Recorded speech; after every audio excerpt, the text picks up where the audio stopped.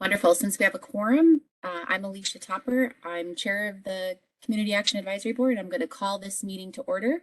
The meeting is being recorded, and I also want to let the participants in this meeting know that today's meeting is being offered both in person at the Public Health Center and virtually.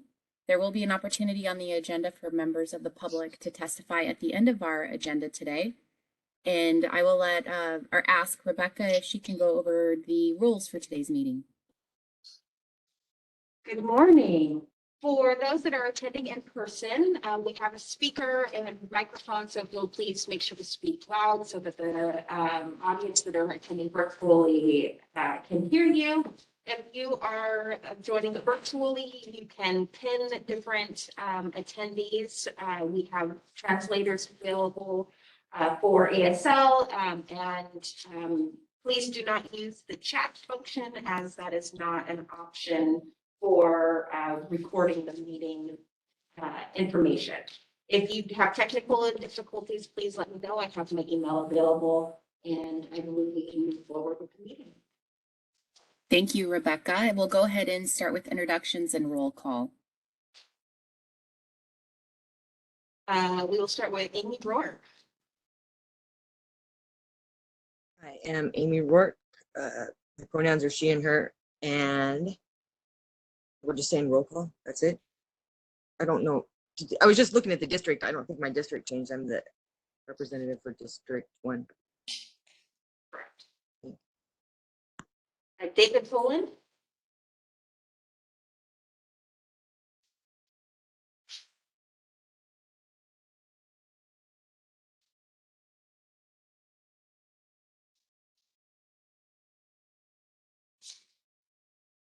Hi, my name is David.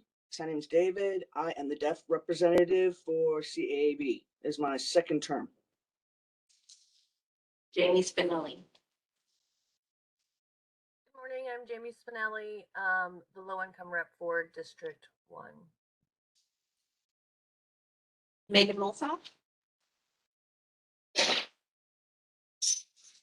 Good morning. My name is Megan Moshoff. I'm the low-income representative for District 4. Melanie Green. Hi, I'm Melanie Green, and I am the community representative for District 4. In the conference room today, we have Bridget McClellan. I'm Bridget McClellan, community representative, District 2. And Rob Perkins. Hi, I'm Rob Perkins, elected representative, District 3. Yeah. 3? Still 3. Yes. And staff joining us today, I am Rebecca Rice, program coordinator, staff to the Community Action Advisory Board. We have Michael Torres. Good morning, Michael Torres, he, him, Clark County Community Services. And Janet Smith. Hello, Janet Snook, Clark County. And we have visitors to the board today, Samantha Whitley. Good morning, Samantha Whitley with the City of Vancouver. Thanks for inviting me. And we have our interpreters, and then we have a call-in user. Can you please identify yourself? Hi, this is Diana Perez, Vancouver City Council member, sitting in for Council member Kim Harless. Thank you, Diana. I believe that is everyone. Thank you. So we do have a quorum today. Welcome, Councilmember Perez. It's nice to have you here. We'll go ahead and start with our first order of business this morning. This is for voting members of the CAAB. We need a motion and a second in order to approve our July 2022 minutes. So moved. And seconded. I think that was Bridget that made the motion and Rob Perkins that made the second. I have a motion and a second. Any discussion? Hearing none, all those in favor say aye. Aye. Aye. Opposed, same sign. Okay, motion carries. Thank you for preparing those minutes. The City of Vancouver, we're going to kick off this morning's agenda with an update from Samantha and Jamie. Good morning. Should I start or is Jamie starting? Why don't you go ahead and start, Sam? Okay, well, thanks for having me. I am excited to share with you that our city council will be looking at the Affordable Housing Fund levy this coming Monday, September 12th. As a bit of backup and a bit of history, our current levy is property tax funded by the voters in 2016. And so that levy was in place from 2017 and it expires in 2023. So it is $6 million a year, and we've been using that for some homeless services as well as constructing or improving new affordable units for people who earn 50% of area median income or less. So as we were looking at this levy sunsetting in 2023, we pulled together some housing experts in our community, to include your chair, Alicia Topper. We also had council members, developers, the VHA, the Council for the Homeless, and we had several meetings in the spring and over the summer to develop recommendations for a levy renewal. And in August, we met with the city council in a workshop and talked about what this committee had recommended. And they also asked us to get more information and community feedback. So right now I'm open to feedback. We have an online survey. I've been reaching out to different community partners, and I also wanted to talk to this board. The proposal that will come before council is for a 10-year levy renewal, and we're hoping for 10 million a year to put into affordable housing, because we know it's still a huge need. And I'm open to any questions or any recommendations that this board has as far as the services and needs that you're seeing. And so when we present on September 12th, we'll see where the council lands on that. And then we're asking them, we'll still have a little bit of time to make any adjustments that they recommend, or collect any other information that might be needed before the September 19th meeting, which is when we're hoping they will be voting to put this levy on the ballot. And hopefully, if that can happen in February of 2023, we'll see what the voters say, and it'd be great to have an increase in our levy and our property tax funding. So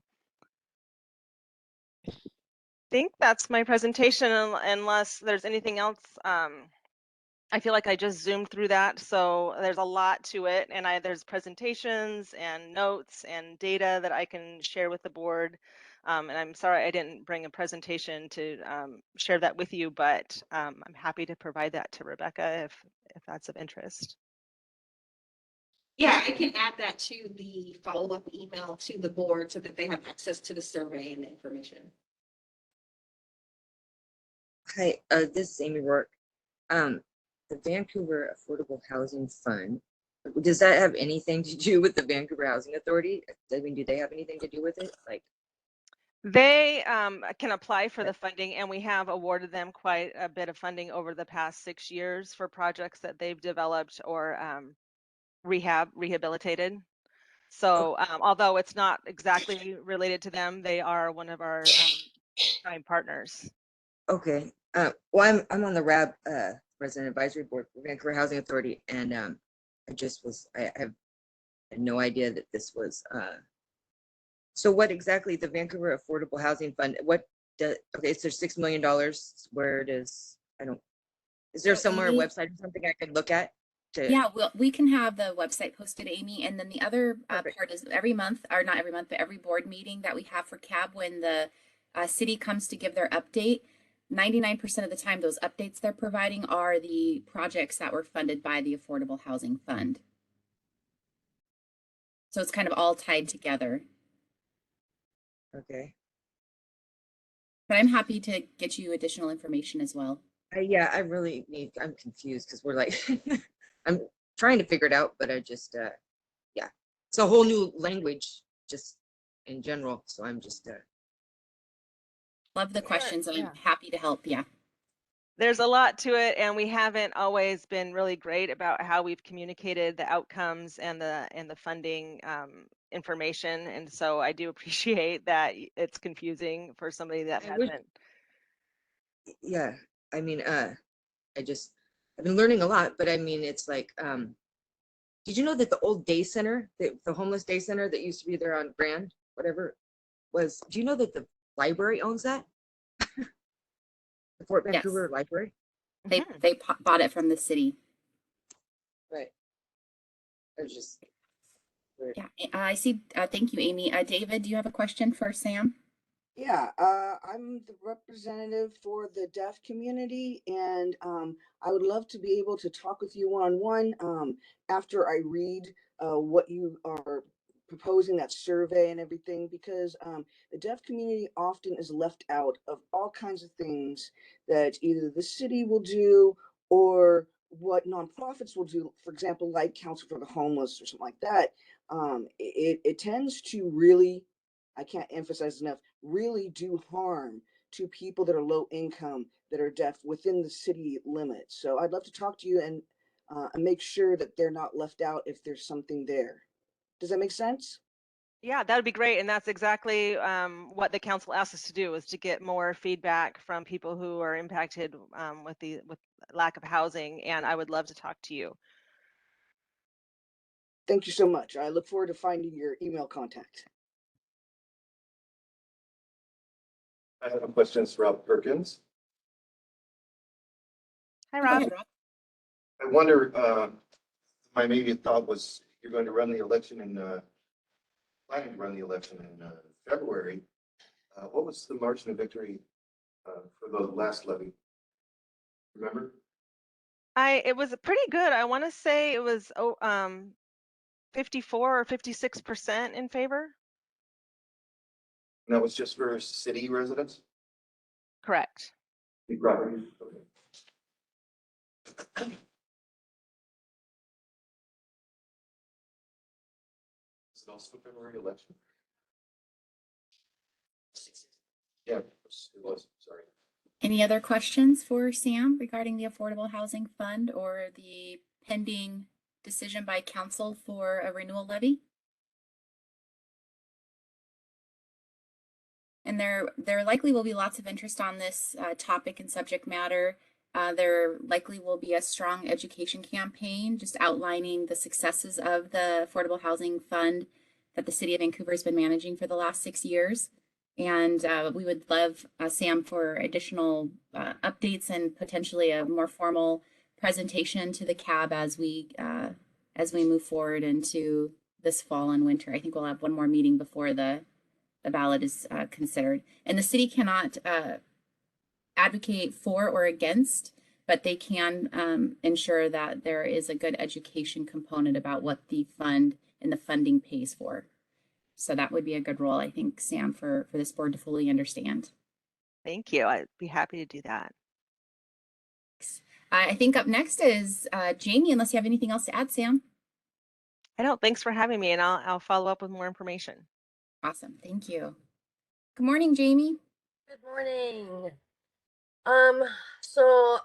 Speaking of the Affordable Housing Fund, our Safe State communities are partially funded by the city's Affordable Housing Fund. So basically the infrastructure. So we paid for the shelters, as well as some of the site prep costs with Affordable Housing Fund dollars.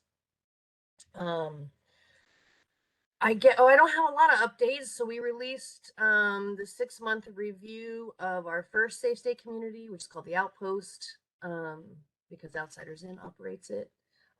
And we're very pleased with the results we're seeing so far. I think 30% of the people they served just in the first 6 months obtained permanent housing, 20% obtained employment, lots and lots of IDs were gotten. Lots of housing assessments done, which is great because we're making sure that we're plugging people into our homeless crisis response system who maybe previously weren't. And then I guess kind of related is that on next Monday, going in front of City Council is an amendment to Outsiders Inn's contract to add Site 3. So they will be most likely taking our next Safe State community, which is also likely going to be downtown. but we'll have more to come on that later in the month, most likely. I think if there's anything else. I don't think so. I think that might be all of the updates that we have. Oh, I guess did I remember? It's so hard for me to remember what I talked about the last time. I want June, July, something like that. We amended the camping ordinance to include what we call fire impact areas. So there were some places along Burntbridge Creek in particular that the fire department kind of carved out as particularly susceptible to wildfire, that they are not equipped to manage or even to access. So we limited camping space within Burntbridge Creek to actually a pretty small area. About 2/3 of it is no longer able to be camped in. And the HEART team has just kind of been out educating people. We certainly were not just like out arresting people and sweeping camps immediately. So lots of people had received notice several months in advance that this was likely coming. And then we've kind of spent the last month or two letting people know where they can no longer set up, and kind of letting them know where that ordinance does not apply. That's probably the best way to say that. I think that's all the updates that I have. Thanks, Jamie. Any questions from members of the board? Yeah, it's Rob Perkins. You say Burntbridge Creek, you're talking about the whole waterway from 162nd all the way to Salmon Creek or Vancouver Lake? Yeah. So basically from where it crosses Fourth Plain, kind of close to Falk, from there north and west along the Burntbridge Creek trail system, there's no camping allowed. And then from where it hits Burton and goes east, no camping is allowed. So that kind of section in the middle, there are places in there where camping is allowed and camping does take place. But within that middle section, there is no camping underneath the large BPA transmission lines or up on the southern slope or within 200 feet of the water. I was trying to triangulate with campsites I no longer see, by Gare Road, behind Burger King, and whether. Yeah, behind Burger King is not really along Burntbridge. So Burntbridge actually runs immediately south of the outpost that's there on 51st Circle on 112th. Literally right just south of that is Burntbridge Creek. So up behind Burger King is much further north. Okay. Thanks. Question, Rob. Any other questions for Jamie? I heard you guys on OPB talking about the program. That was really good. People are learning a lot more about the outreach.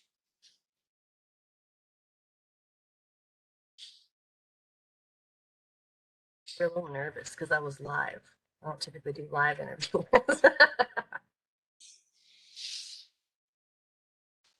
Okay. No need to be nervous. You do great, Jamie. Okay, thank you so much for that update. We'll go ahead and move on to our next agenda item. And Amy's going to provide us a quick update. She's the chair of our legislative committee that was formed this year. And there was a change to the board participation around stipends, and that was Senate Bill 5793. So Amy, go ahead and take the floor. Yeah, 5793 is compensating people that are low income or have lived experience that are on boards and committees, advisory boards.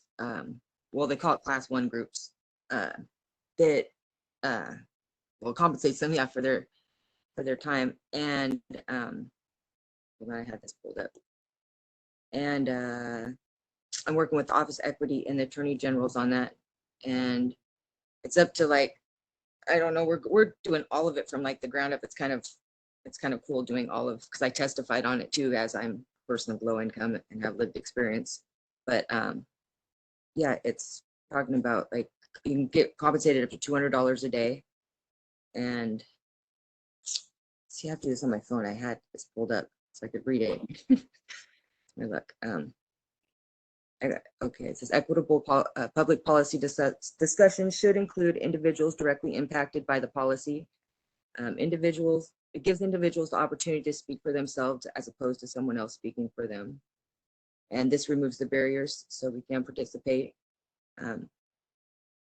Focus on work groups, commissions, boards, advisory committees, etc.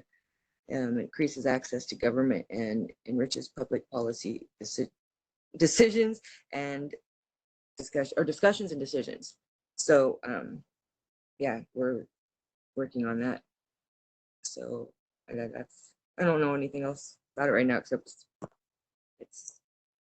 Does anybody have any questions? There we go, because I don't know. I could keep reading this. Thank you, Jamie. Any questions? Can you? Hello, this is Megan. Go ahead, I Megan. was just wondering, as you start the planning, what sort of obstacles are you looking to overcome so that the barriers can be broken down for individuals to be able to express their lived experiences? For instance, well, let's see. Okay, well, there's going to be, you can get compensated for, you get a stipends. Well, we get up to 40. Well, like, see, okay, well, I'm doing this right now with them. I get $40 an hour for up to $200 for the day. And well, most people that are on boards and committees and advisory boards, they usually get paid because they're usually through their work. You know, a lot of us don't work. They volunteer our time. And so this will, and they'll pay for childcare. They'll pay for travel. They'll pay if you have to stay in a hotel. You're just like you would if you were normally get paid for being on a. So Amy, I'm looking at a final bill report. This route for 2 SSB 5793. That was the number. Yes, SB 5793. It looks 2 SB. like it passed. Yes, in March. Is there Or further May. legislative work, do you think? Is what? Is there more legislative work to do or Not at no what right now what we're doing is we're just like doing all, okay, for instance, okay, people that are incarcerated, they give their on sometimes they have boards or committees or that are in legislative that they want they talk on and stuff. I mean, how would they compensate them for their time? So we do all like the figuring out, okay, do we give them money on their books? Do we pay somebody on the outside, what they would, it's just all the little right. And then like how much is it like on different for boards and different committees, what are you doing? Are you just is it just something that like are we doing, okay, for instance, we did the bonfire thing, what I'm saying, with all that was more time, that took more time for us to do that. Would how much would we pay somebody like that? It's just volunteering their time for that. So we're just doing all the fine print. Well, okay.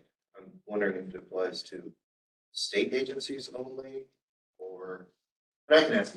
Oh yeah. Oh no. You know what? Actually, it applies to, yeah, state agencies. Yeah. Hold on. I don't want to give the wrong answers. That's why I'm almost positive though. Yeah. Well, I'll then just read the final bill report and. If you give me a few minutes while this meeting's going, I can get back to you and answer that though. Thanks.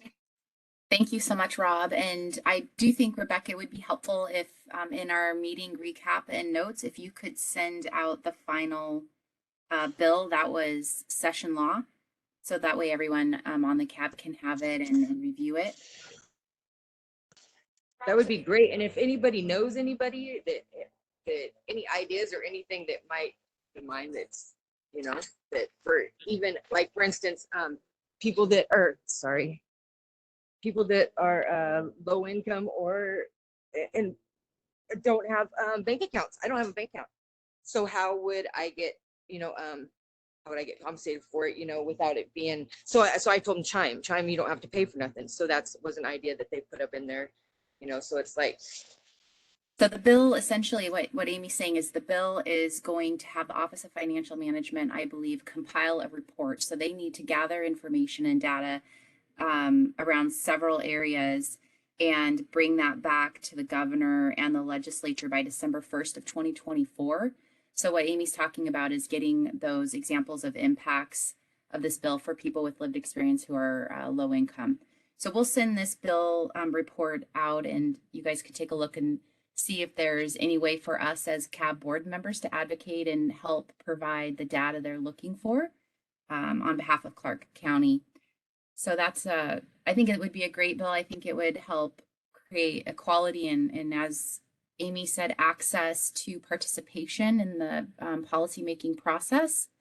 And if the bill actually is enacted into law, if it were to become true, it would be great. So we're in the study phase right now, if I'm not mistaken. Any other discussion on the stipend for board participation? It did pass. No, it is true. It's just now, how are we going to do it all? You know, like what's going to work and what's not going to work. It did pass, so it is something that is going on. Yeah. Okay. Alicia, this is Diana. And Hi, I have a Diana. question. Do you have, yeah, go ahead. Yeah, just a quick question, and maybe Amy knows this or you do. So obviously I'm keyed into this because there's also quite a bit of boards and commissions at the city for the city level. So I'm just wondering how this translates to the city, or if there's something that the local municipality is tracking as well. So do you have any sense, Amy, on What I'm going to do is I'm going to send, right now I'm going to send Alicia and Rebecca this paper that I'm looking at, so they can, it breaks it down enough that they can distribute from there or whatever, but it'll answer all these questions. and if the study includes, you know, any local municipalities. Thank you. That's it. I'm interested in this. Thank you. And I am too. And I apologize. I did not read the bill report before our board meeting. But I mean, I could have misspoke. I'm not quite sure. I thought it was a study, but it may not be. So we'll get more information and we'll send it this out. to you right now, Alicia and Rebecca. Right now, I'll send it to you. Okay, thanks so much. Okay, more to come. A good bill. We should be tracking it. We'll make sure the city of Vancouver has it as well. And are there any other items? Anything you want to add, Rebecca? No, we're also paying attention to it because we believe that it will impact local advisory boards and committees. So we'll be paying close attention to make sure that we incorporate it here at the county level. It also impacts school districts. Okay. Well, with that, we'll go ahead and move on to our next agenda item, and there will be some follow-up in regards to the subject matter. Amy, thank you so much for bringing this forward and to our attention. We'll dig into it a little deeper. We'll go ahead and move on. We're going to have a July 2021 to June 2020 outcomes report. We'll go ahead and take a look at how we're doing. So we'll pass it along over to Rebecca. Thank you. So this is the fiscal year 22 report. So this includes everything that happened from July 1 through June 30, 2022 on the program side with a little bit of finance information. The first section that we always talk about is our participant satisfaction. So we can see that over 4,500 surveys were provided to individuals and households served by our agencies throughout the year. We received 1,160 responses, which gives us a 25% response rate. And of those responses, over 87% indicated a positive overall experience. And just to remind you, when we look at that, we asked the agencies to let us know if there was a positive overall experience, and then anything that was considered a neutral or a negative experience is not included in that number. So it has to be something positive for their experience within the program. I put in a few quotes from agencies' responses to me, so that you can see some of the feedback that we are getting from the agency.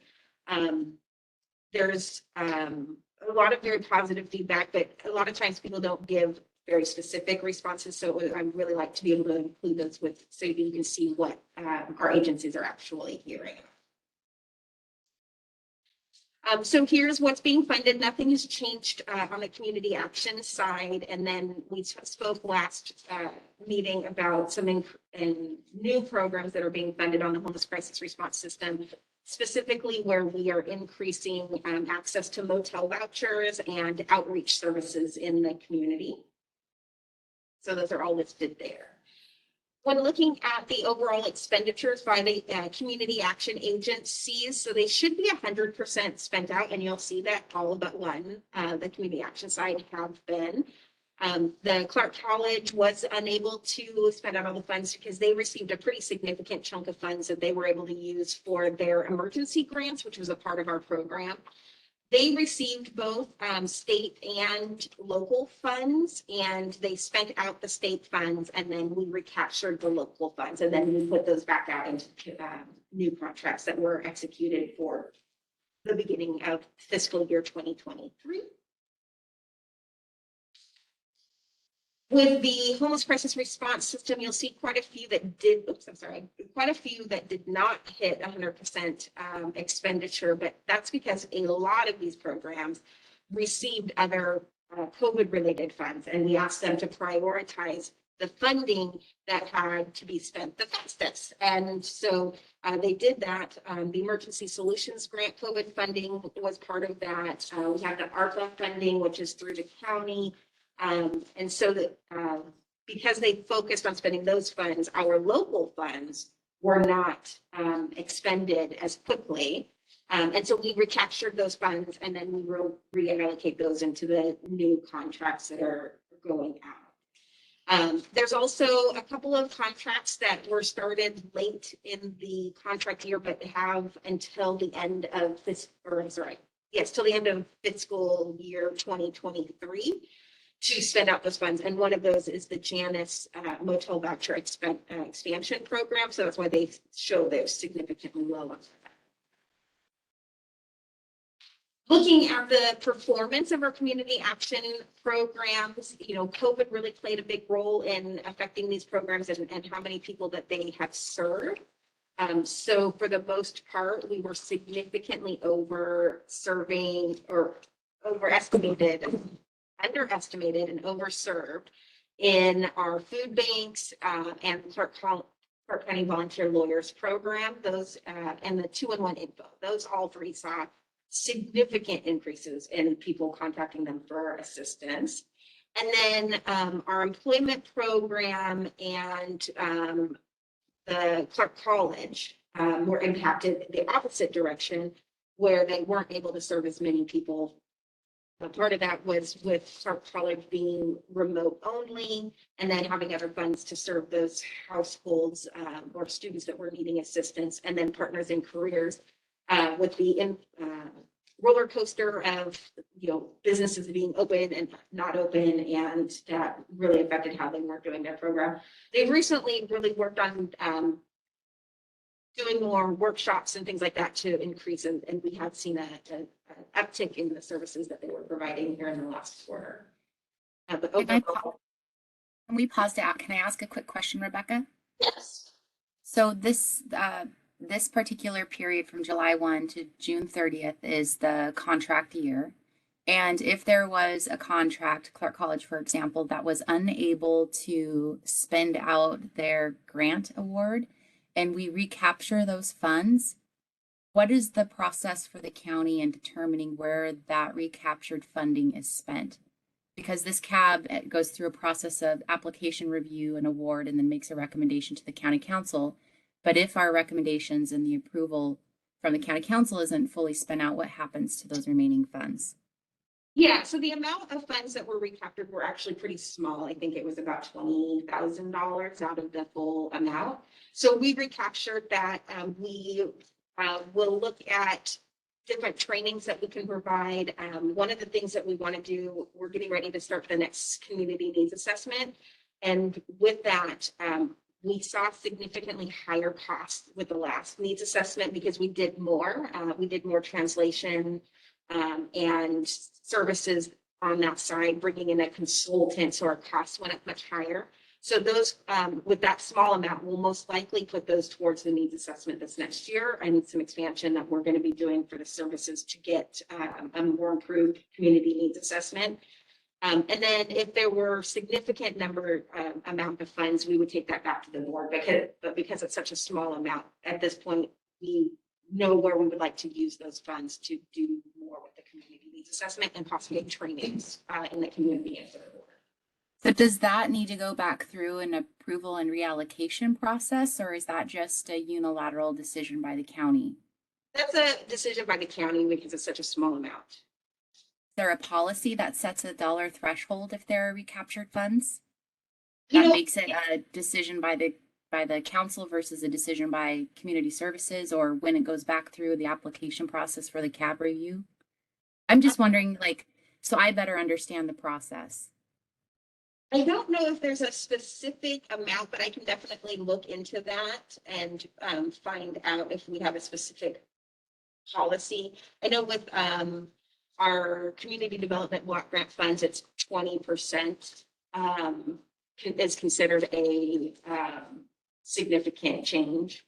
But I will definitely look into that. I have It just, thank you.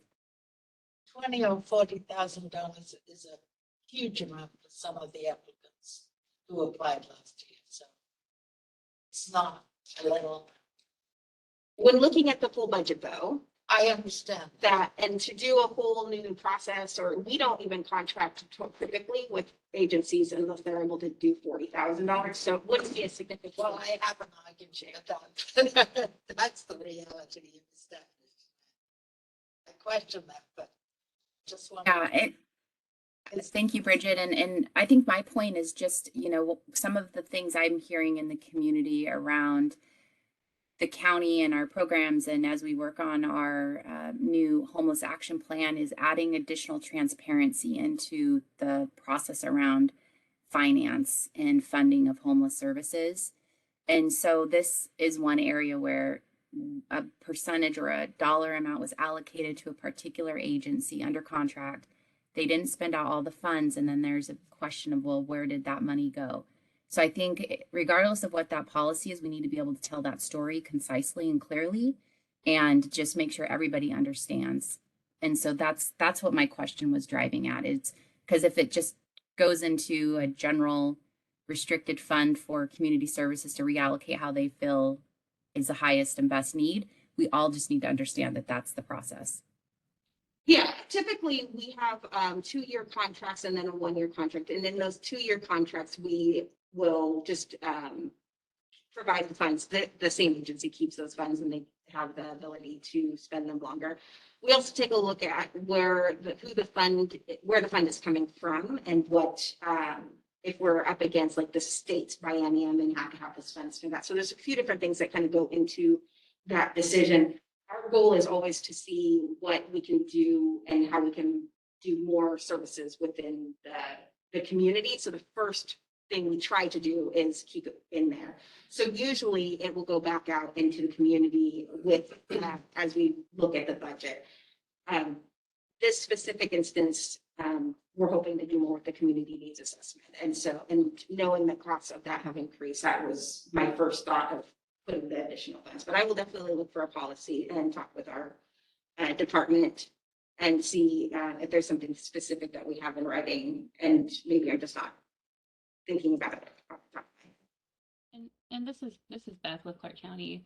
Good morning, everyone. Apologies for internet difficulties this morning, but thank you, Alicia, for the feedback. I think that's really good for our team to hear, especially in relation to homeless crisis response system items. I know this year in particular, I think when we get the next financial update, we did see some decline in House bill revenue. So I know that, there's some sustaining of programs because of some of that decline. So just a particular FYI for allocations. And then there's some funds that we weren't able to reallocate because there was a 1-year contract with the state, like HEN funds per se. So there's some differences there, but definitely hear you on the transparency thing. And I think as Rebecca said, we'll definitely take that to our team and have some discussions, see if there's anything that is already in, written down in existing policy, and then at least bring that up for if there's not a policy, how can we support increased transparency for the community and the CAAB board? Thank you for the feedback in general, is my point. Thank you, Beth. All right, I had interrupted you during your presentation, so please go ahead, Rebecca. No problems. I am just making some notes to make sure I don't forget to do anything. So the community action programs, again, they did quite a bit more work. Costs also went up, which we saw that happening with staffing costs and things like that, which is why most of the agencies, even if they underperformed, they were still able to spend up the funds because of the additional costs. The fun kind of things that I was showing for the community action programs, we are up to 9 space shuttles in the amount of food that the Clark County Food Bank Specialized Program received in the fiscal year. The Clark County Volunteer Lawyers Program helped over 1,000 households avoid eviction, which is 5 times the number that they were able to assist the previous year. CHAIR's Hunger Response Program was able to provide just under 90,000 meals to the community at the Share House and through their different shelter locations. And then the Housing Solutions Center assessed 11,560 households for housing program placement. And they diverted, I'm sorry, my screen's hard to see. They diverted 447 households from the homeless crisis response system. So they did not end up homeless. So can you explain what that means? Is that sort of deferring evictions or funding that like to live with? So they have a targeted prevention program, and it really is to get them set up with other funding that to keep them in their housing or rapidly rehouse them outside of the funding that is provided from the county. The other households that they are serving are captured within the services within their contract. Looking at the homeless crisis response system and the total amount of people served, you can see that their percents are significantly higher than what they had originally thought they would be able to serve. So with outreach and the several new outreach teams that are now in the community, there's over 500% higher than what they anticipated serving. The core systems, that's our rental program and the Housing Solutions Center, almost 200% more individuals served than they anticipated. Targeted prevention was over 200% higher. Permanent supportive housing, we anticipate that will stay pretty level, and it should be right about 100%. Sometimes there is turnover within those programs. People do graduate from permanent supportive housing and want to be on their own, and so that frees up space for new households to get in there. So 108 is right in there. Rapid rehousing is 127%, and that makes sense with the little bit of additional funding that they were receiving in the programs and the difficulty finding housing that is affordable. Transitional housing continued to have some struggles to get people into their program.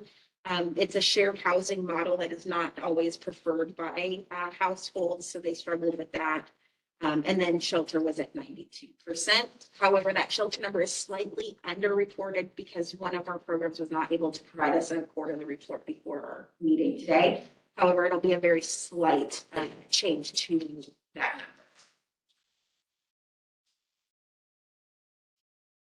Still looking at the homeless crisis response system, one of the other goals that we look at for all of the intervention types is if the household was able to maintain or increase their income. And because outreach was able to see so many more households and assess so many more households, they had a significantly higher number than they had proposed. Same with our targeted prevention program. Permanent supportive housing, we really hope that we see at least 100% on there. for those households.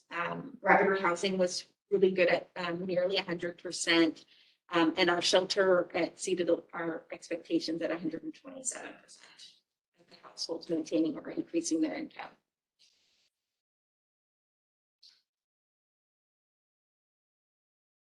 Then the last part of our report is just an overview of the demographics. Again, this is looking at all of the households served by our community action programs and our homeless crisis response system through our HMIS data.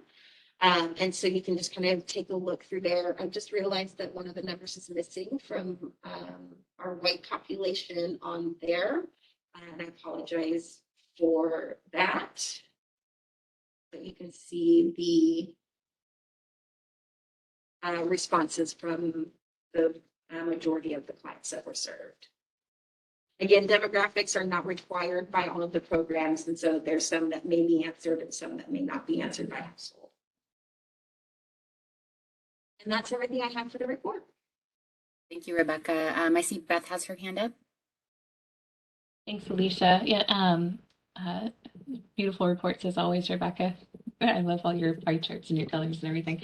I just wanted to add in a note for the CAAB board in regards to that shelter number with the 92% capacity. As Rebecca stated, we have one shelter that is still going to be submitting their final numbers with just a report glitch that we had.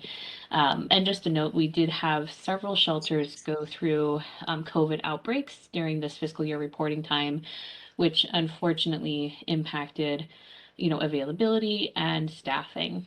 Several shelters adult shelters at least, do have some capacity to utilize motel vouchers when they have like an emergency and they lose capacity internally for some reason, so that they can maintain those beds for our community.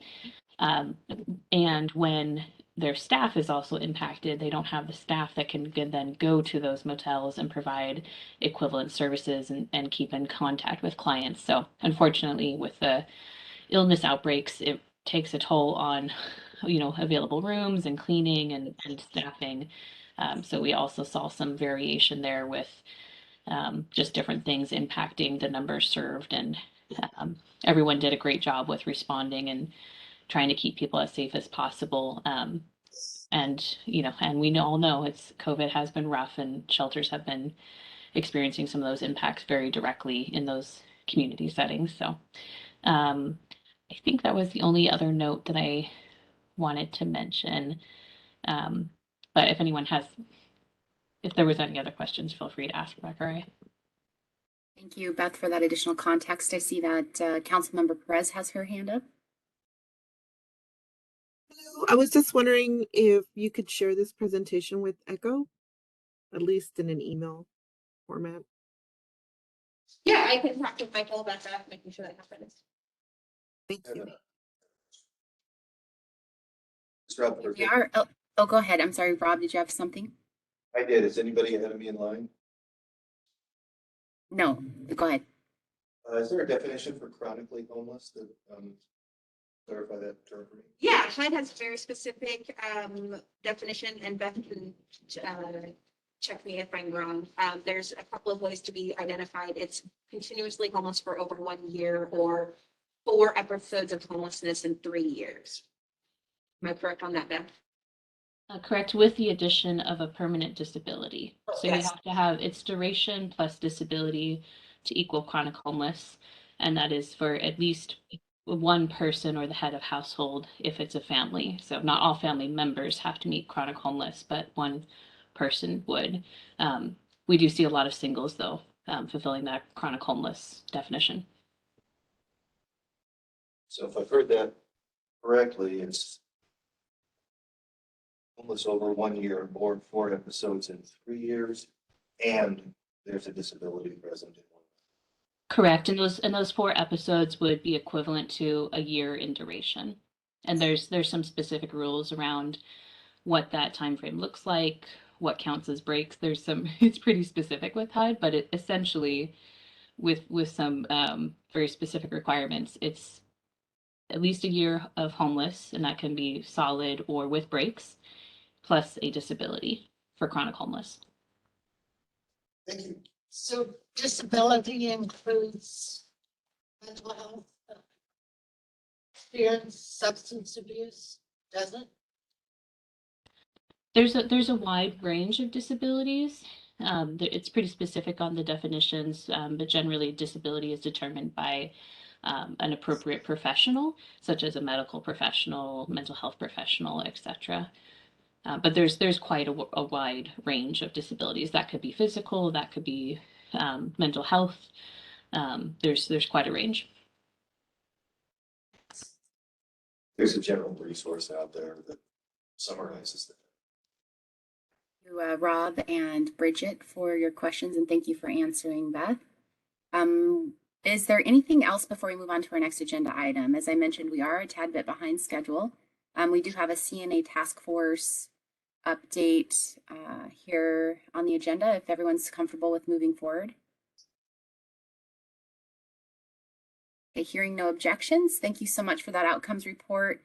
And thank you in advance for doing some research and getting back to us on a few of the questions that were posed. We're going to go ahead and go into the CNA task force creation. My name is on this agenda item, keeping it quick, and then Rebecca can fill in. We need to create a task force. The timeline will be this coming October through May of 2024. We're looking to recruit anywhere from 10 to 12 members.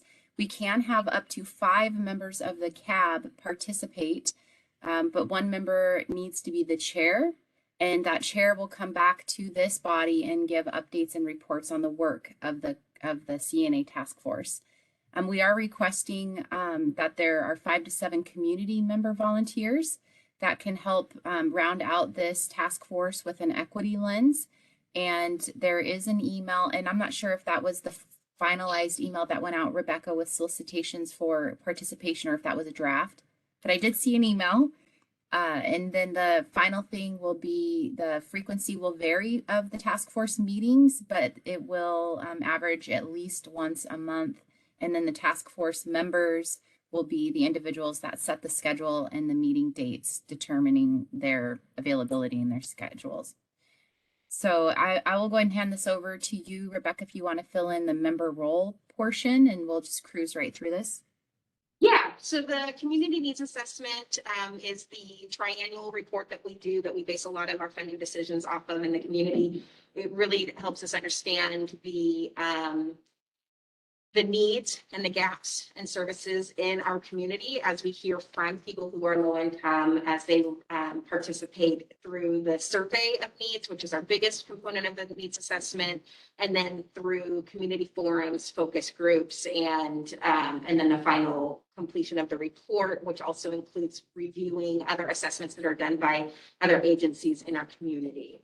So we put together a task force to help us create the community needs assessment and go through the whole process for that. It's about 18 months for the full thing. The member roles include, may not be limited to, as we expand and try to improve what we're doing through the community needs assessment, but we ask that you provide feedback on the draft survey of needs, and we want to make sure that we're using an equity lens to improve access and understanding of the survey.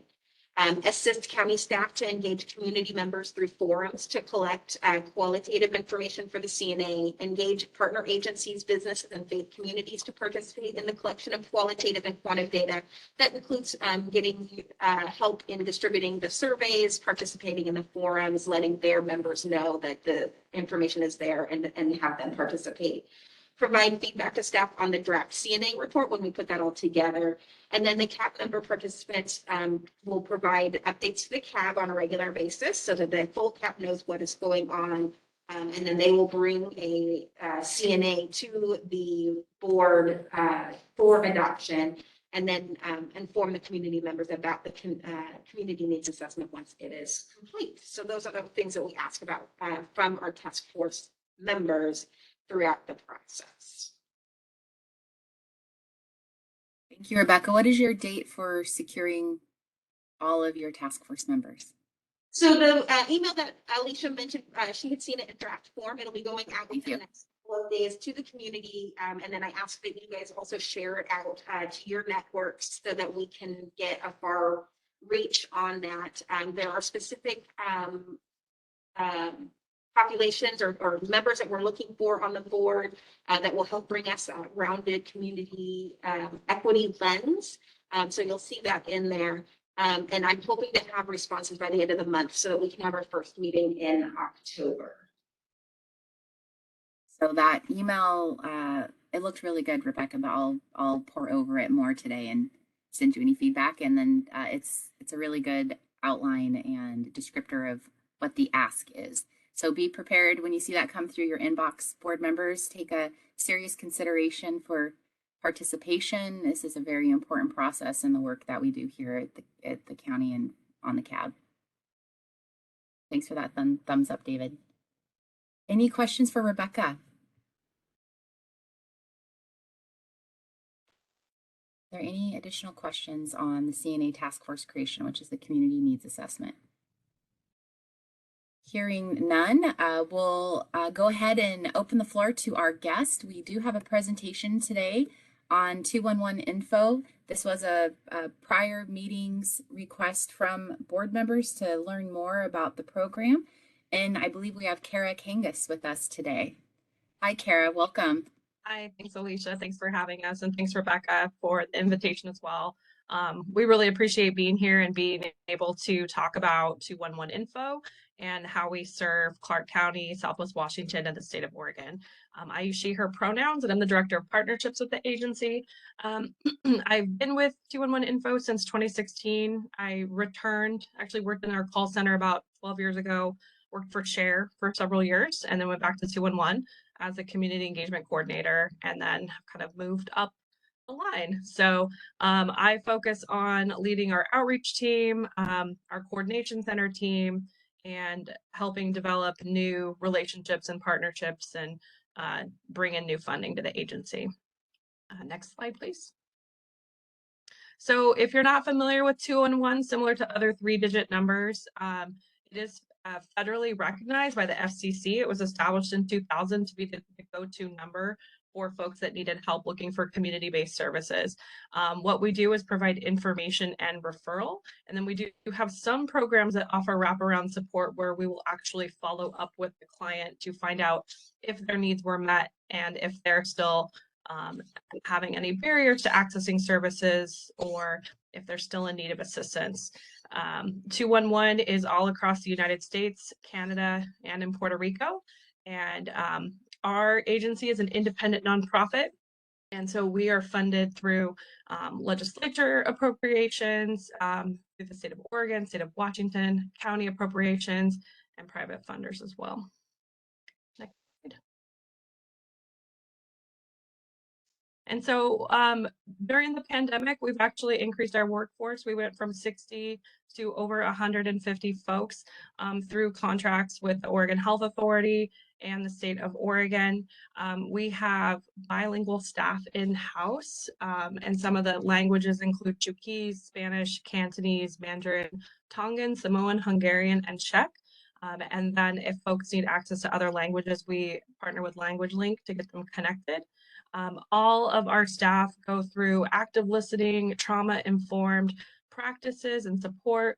We embed equity in everything we do, from our internal processes to external application. We want to make sure that folks that contact 211 is they're utilizing a no wrong door approach. And so we partner with multiple community agencies to get folks connected to services.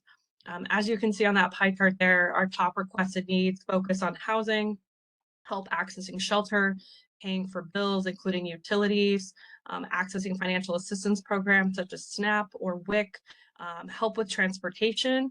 A lot of times folks need help just running errands or having someone come over and helping with yard work. And so what we'll do is work with each person and household individually to figure out the best route for them and provide that information and really give them a leg up in making sure that their needs are being met and that they can always come back to 211 if they need additional resources.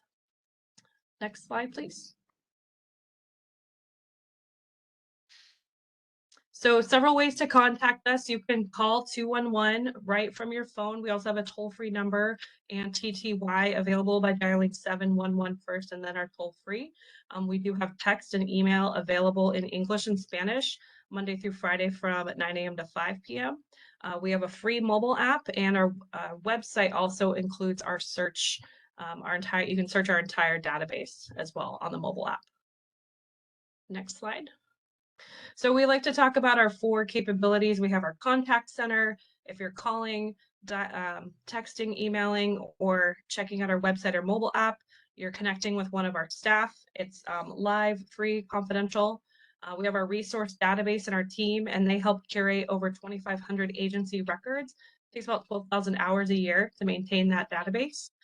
We also have a community engagement and outreach where we have community engagement coordinators, including our own Tyler Peterson, who's our Southwest Washington rep, and then about 10 folks throughout Oregon that go out and provide presentations like this one and connect with agencies to make sure their information is up to date, provide marketing materials, and really they are the boots on the ground in their community in the face of one. And then we offer data and reporting as well. So when folks contact 211 via phone, email, or text, we're going to ask them some optional demographic questions and be able to report back on met needs and unmet needs. What are the resources they're calling and asking about, what's available in their community, and then what might not be available in the community at the time they contact us. And we have our entire data dashboard on our website as well. Next slide, please. So we have a number of specialty programs that focus on childcare throughout the state of Oregon. We also partner with Childcare Aware of Washington to make sure that Washingtonians get connected to childcare referrals. We have folks that help access SNAP applications. This is a partnership with DSHS and Greater Columbia 211, where we will connect folks to DSHS to either recertify their SNAP application or apply for the first time and make sure they have access to food for their entire household. We have a program that focuses on maternal and child health as well as reproductive and sexual health. So if callers have questions about diapers, the WIC program, furniture, immunizations, they can give us a call. We offer a foster parent support program, and there is a comparable program in the state of Washington too, where if someone needs aftercare or respite care, or they have questions and their person isn't available and they're a foster parent, they can contact 211 for that information. We've helped multiple areas and counties with coordinated entry and housing. For the last several years, we've been an arm of Council for the Homeless and answered their after-hours phone calls during winter shelter season. We're also the coordinated entry point for families with children and single women in Multnomah County. And then we are also working with Lane County currently to answer questions about rapid rehousing programs and shelter programs in Lane County. Emergency services, this has been the crux of our work over the last 2+ years. We've been the COVID-19 hotline for the state of Oregon, as well as the vaccine hotline, but we also help provide information during wildfires, severe weather, whether or not there's shelter available for in the wintertime or in the summertime when it's hot. We had an eclipse hotline in 2017 where we were getting calls from both Washingtonians, Oregonians, Californians, folks that were traveling to the state. And so anytime you think of an emergency event going on or something happening, we're really helping to alleviate calls to 911. So when folks need information about evacuation or food or disaster case management, calling 211 is a good place to go.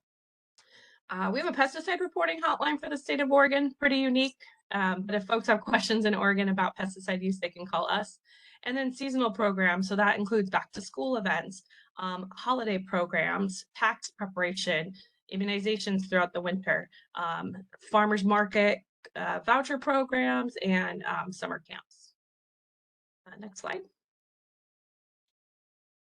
So our resource database, as I mentioned, our team, we've got about 20 folks that help curate the 2,500+ agencies in our database. As of this morning, I believe we're at about 97% up to date. So So that means 97% of those 2,500 agencies have had an update in the last year. It's free for agencies to be listed. We just ask that they update their information once a year, but we are always collecting information from our outreach staff and our contact center when they talk to callers about resources. If there's something that needs to be updated, we are on it right away, and that update goes live as soon as we click save in our database. We also have our resource database embedded within the Unite Us platform. If you have heard of the Connect Oregon plus Southwest Washington community network, we are a part of that program. We offer what's called a coordination center, where we're providing the 211 service, and this is available in Clark and Cowlitz counties. And this is part of that wraparound service that I mentioned, where our entire resource database is in the platform. We'll receive a referral from a medical provider or community-based organization, and then we're with that client on their journey to accessing resources. So whether we directly provide a referral on their behalf through the Unite Us platform, or if it's off the platform, we're going to follow up with them and find out outcomes about the resources they accessed. Next slide. And as I mentioned, we have community engagement staff all throughout Oregon and in Southwest Washington. Thank you to the CARES Act in 2020, we were able to employ the CACs around the state of Oregon. And thank you to Clark County. We've had a CAC in Clark County for several years. But as I mentioned, what these folks do is provide outreach presentations. They're attending community-based meetings and coalition groups, and working with social service providers to make sure the information we have about their agency is up to date. So whether that's through a site visit, through a presentation to their staff, office visits when safe. We're also in the process of updating our branding, and so we'll be having multilingual marketing materials printed. In the past, we've only had Spanish and English, but we're focusing on 5 additional languages at the time. Next slide, which I think is the last slide. We are on social media.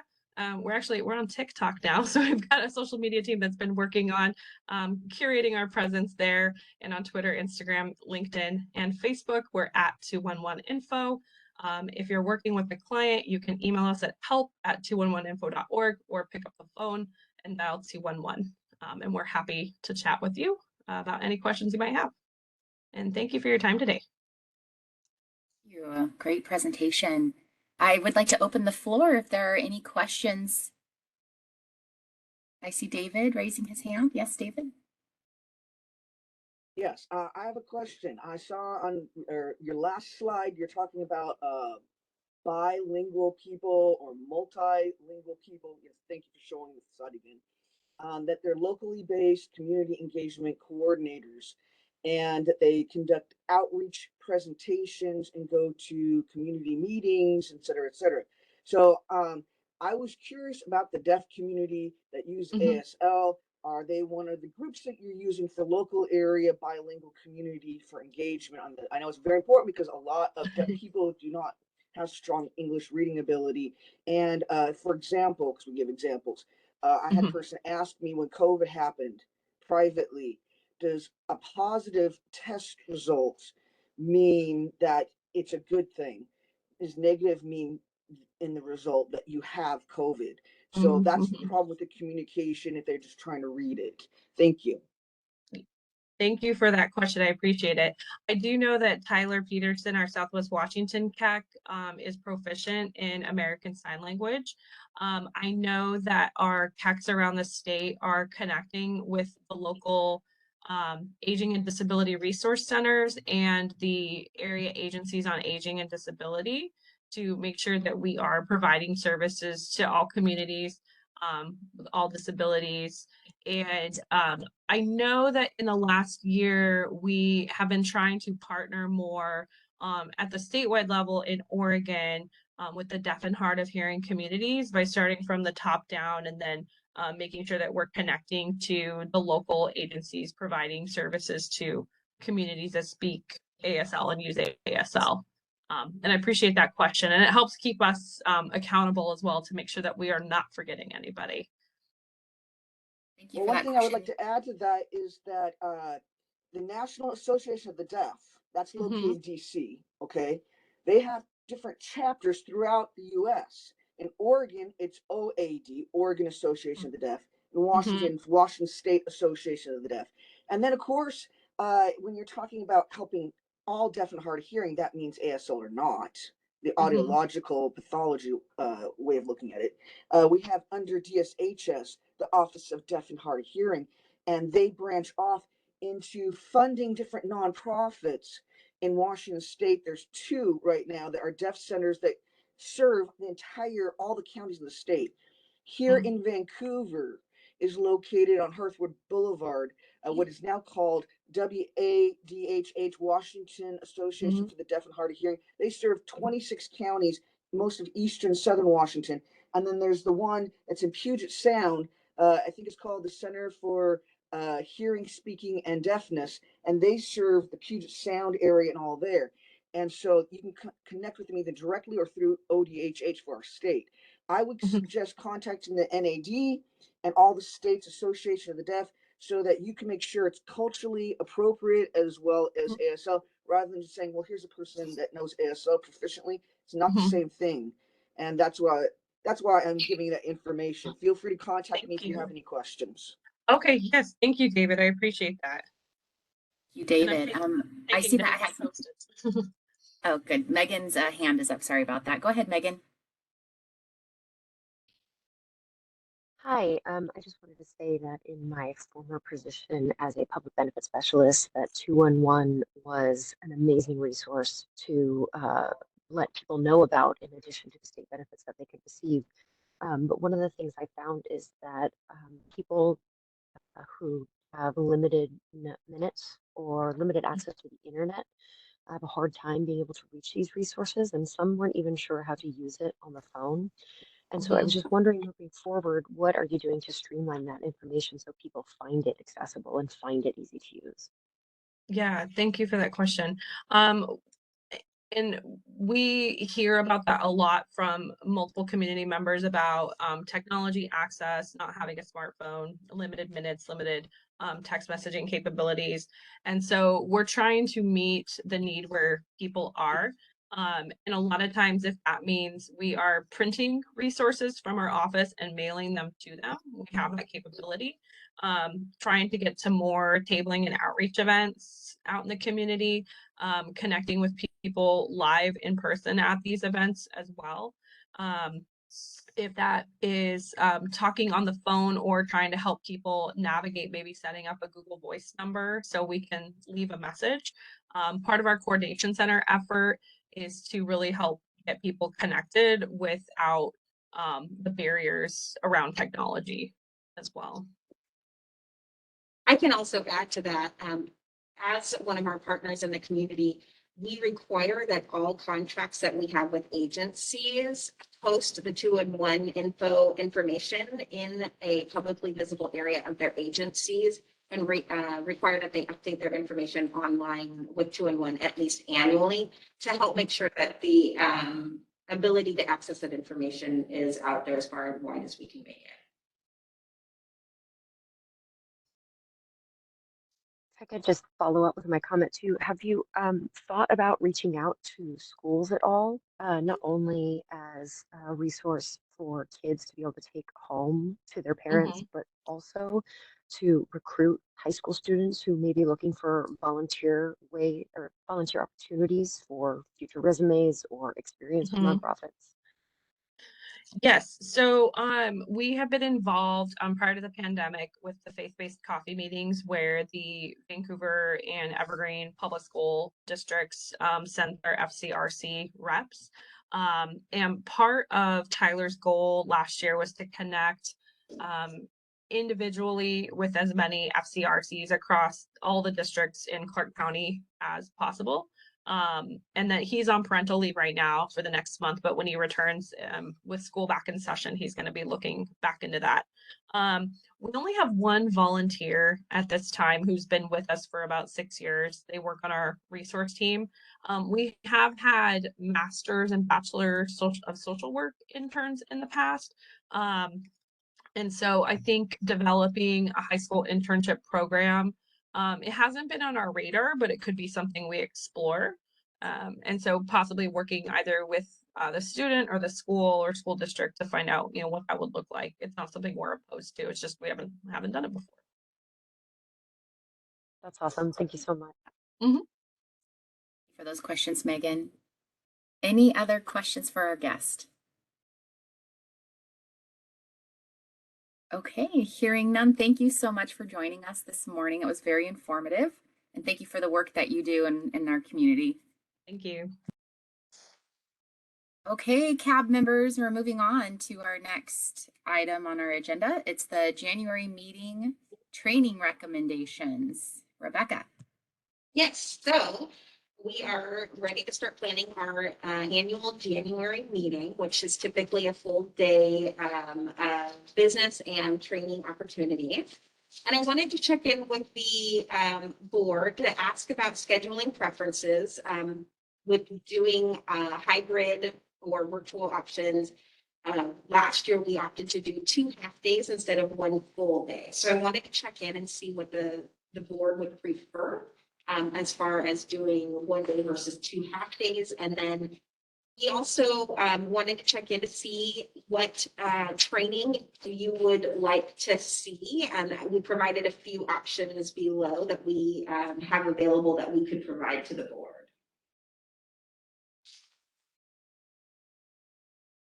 Okay, so let's go ahead and start with the first question, board members. For scheduling preferences, for those of you who have been with the CAAB for a few years, we've had 2 variations of meetings. Who, by a raise of virtual hands or physical hands, if you have your camera on, would prefer a 1 full day training? Just do it all in 1 day. Show of hands. I see David. Virtual hands work too, folks. Looks like Karen. Okay, so by a show of hands, how many people would like to do half days? So 2 days, but they're only half days. Megan. Anybody else? Yeah, it looks like Melanie, Amy, myself. So it looks like that might be a majority of board members want to tackle that in 2 half-day sessions. So it's a little easier for folks who work, I think, as well, being able to not take a full day off. Yeah, so we'll plan on doing the 1 meeting on our normal meeting date, which it will be January 4th, and we'll do 9 to 12. And we'll do, that's what the last year worked out to be for the business side, making sure we get all of those components done. And then I'll send out a poll for the board members to help determine the other half a day and what time that would work best for everyone. Thank you.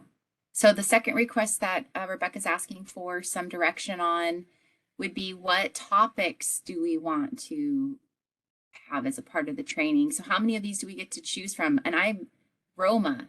I may need a training on Roma, the acronym. So these are just some options to put out there. So we would have, 3 to 4 hours, just depending on what the board would like to see in the training.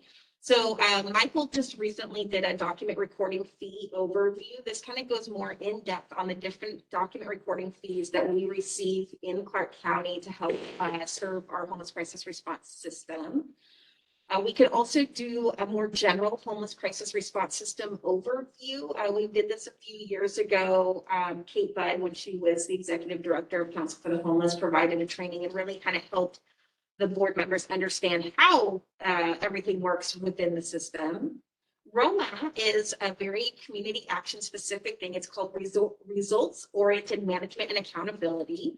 It's actually a full 3-day training. I was nationally certified to be a trainer of the Roma principles a few years ago.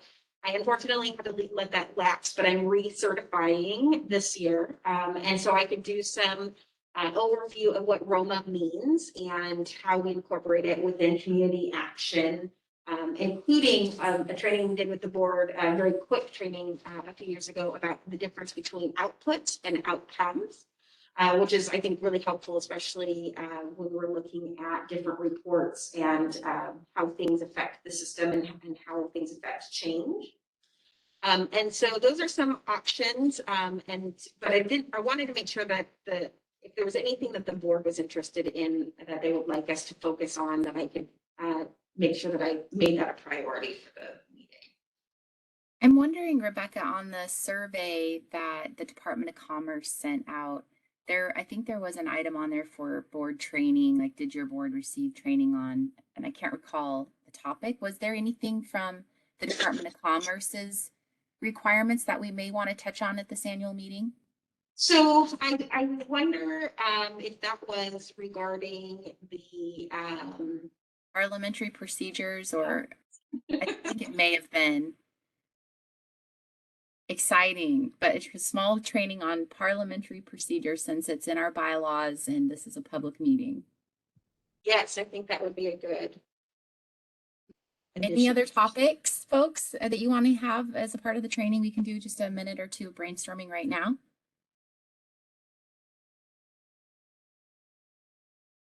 Go ahead, to speak up if you want to. I think I see David raising his hand. Yes, the one that we had years ago where they were explaining about how funding goes from the feds, from HUD to the state to the county to the different committees with the city of Vancouver. I think it was very helpful. It was a little confusing, so I redid it. Rebecca knows I showed her how I redid it to show deaf people at the Deaf Center where the money was going. But I still think that that's a very informative thing for any of our new members to understand how that works. Also, some of the stuff will be outdated now because we had COVID happen right after this. And so I'm not sure what data we have now, but it was very interesting that somebody from Olympia spoke and it was showing us comparatively how much income to how much rent we had. I thought that was very interesting too. And I think Rebecca knows the person I was talking about. So I would propose that we consider doing something about that again. I think it's very helpful for all of our new members. I also see two other hands. Melanie, you've had your hand up for a while, but I'm not sure if that was voting on a half day versus full day. And then I have Amy and then Karen. This is Melanie. I still had it up from earlier. Thanks. Okay, great. No worries. Thank you. So then it would go to Amy. If you still have. I was going to say, Megan Matthews with the Office of Equity, she had said if we wanted anybody to come talk to any of, our groups or anything, to let her know, and she would, and by then it'll be all done. And so we wanted to maybe get her information and have her come. Suggestion, Amy, and then Karen. Hi, I would agree with that, what Amy was just talking about. And even if we had more clarification on the process for that new Senate bill that passed, that we were talking about earlier with the reimbursement or compensation. And I'm also interested in probably learning more about that document recording fees, just because I feel like that's been kind of a conversation of interest in our community more recently. I think that would be good for us to learn and talk about more. So go ahead, Rob. I support David's proposal. Understanding how the system works is pretty vital. So we can explain it to others. And the Roma overview is just from my experience on my other board. But you need to be asking the right questions. And that's a good lens to look through. Were you able to hear that online? Should I repeat it? Was I too quiet? No, I was able to hear it. Were you asking if he was able to watch it online for the school board? No, I'm just thinking very generally is that results-oriented lenses for boards are better, just overall. Well, there's training opportunities there. So let me do some more digging and see what we have for the time frame that we have for the training. And I will kind of start working on putting that together. And I do think that there could be some value in a short overview of the Vancouver Housing Fund and what they've accomplished over the last 6 years.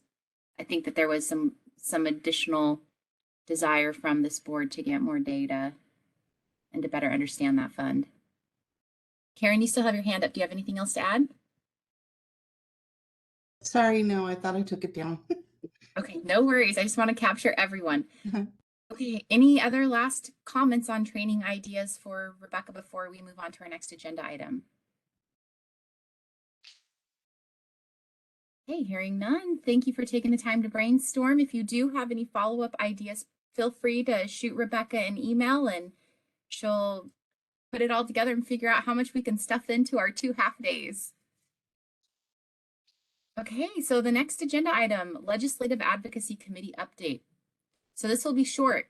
The committee was formed for the first time last fall, and it was in the kind of midst of the legislative session, and we got together in short order and got active in testifying on bills and signing in support. But to be a little bit more proactive, now is the time to start working on building our committee for the 2023 legislative session and start strategizing on what we want to advocate for in the upcoming session. And we also had a discussion about expanding this not only to state policy, but also looking at federal policy as well, and potentially even local policy. So this is just put it on your radar. We'll be opening up the committee for volunteers. And I think, Rebecca, what I'll do is send out an email. I don't necessarily need to be on this committee, but I just want to make sure that we do have an infrastructure in place and active participation. Can you make one of those documents though, like you had last time? You know what I'm talking about? Yeah, I can do spreadsheets, no problem. Okay. Like one of those documents, I'm totally not, yeah. Yeah, no worries, Amy, I got you. I totally understand. Great. So I'll send a follow-up email hoping that the current members are willing to continue to participate next year. And then of course, recruiting a few more people would be great to share the workload. Okay, so anything about the Legislative Advocacy Committee? Any members of the committee want to comment? Go ahead, David. Please join us. Thank you, Rob. What I could say is just for the people that are considering it, what it would look like, and people can add to this. We would meet on Zoom probably, unless we've changed that, and we might be assigned to certain different bills to see where they are and notify people of it's going to move through, or it failed, they didn't even propose it, and maybe even research which ones we think are something that are related to what we are assigned to do with the CAAB. So if that kind of sounds like something that you have time to do, that you feel passionate about, and that is interesting to you, then you should join it. Well put. Okay, well, with that very concise and thorough description, we'll go ahead and leave you all to ponder your participation in the CAAB on the Legislative Committee, and I'll follow up via email. With that, this is the time on our agenda where we have an opportunity for the general public to comment. So I will open the floor for public comment. Are there any members of the public here today wishing to testify? Are there any members of the public here virtually or in person who wishes to testify to the board or make public comment? Third and final call. If you're on the phone and you're muted, you can hit *6. If you're in the boardroom, which I don't see anyone, please make yourself known. Okay, we have no one coming forward for the open forum. We'll go ahead and close the public comment period and move on to the agenda item of other business. Just as a reminder, we do have our next meeting on November 2nd from 9 to 10:30. And it looks like we'll have council, it'll be at the community public, I wouldn't always want to call it public health, but there's a different name for the building. It's a Center for Community Health. Thank you. The Center for Community Health, and it'll also be virtually via WebEx. Anything you want to add, Rebecca? No? Okay. Well, I want to thank you all for taking the time this morning. It was so great to see you virtually. And thanks for being there in person, Bridget and Rob and Rebecca. With that, we'll go ahead and adjourn. Thank you.